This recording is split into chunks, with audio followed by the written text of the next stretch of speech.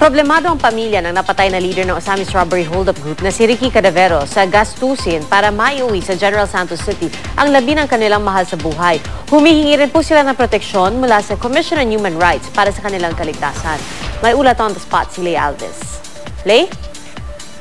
Pia, dumating ng Medical Legal Officer ng NBI Region 4A para magsagawa ng re-autopsy sa bangkay ni Ricky Cadavero.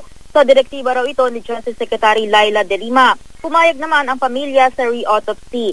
Ayon kay Dr. Antonio Vertido, ang Medical Legal Officer, malalaman sa re-autopsy ang trajectory ng mga bala, ang distansya ng pagkakabaril, kung may signs of struggle at kung may ibang injuries maliban sa gunshot wound.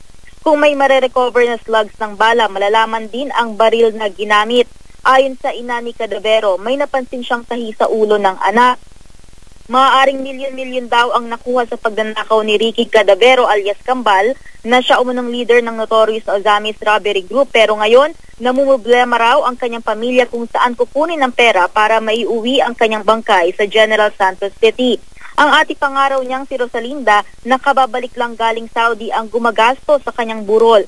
Kinuha raw ng mga pulis sa raid sa bahay ni Cadavero ang 237,000, 2 SUV at 2 motorsiklo. Sana raw maibalik ang mga ito. Di raw nakinabang ang kanilang pamilya sa mga ninakaw ni Cadavero na anilay naging kriminal dahil daw sa kahirapan. Lumaki raw sila sa hirap at pinangarap lang daw ni Cadavero na masubukan ang buhay mayaman. Naalala raw ni Rosalinda ang pag-uusap nila ng kapatid sa telepono noong June 14 nang payuhan daw niya ang kapatid na tumigil na. Sinabi raw nitong binabayaran niya ang mga pulis sa Cavite. Hinala raw nila mga pulis din ang nasa likod ng pagpatay kina Cadavero para hindi sila mabulgar.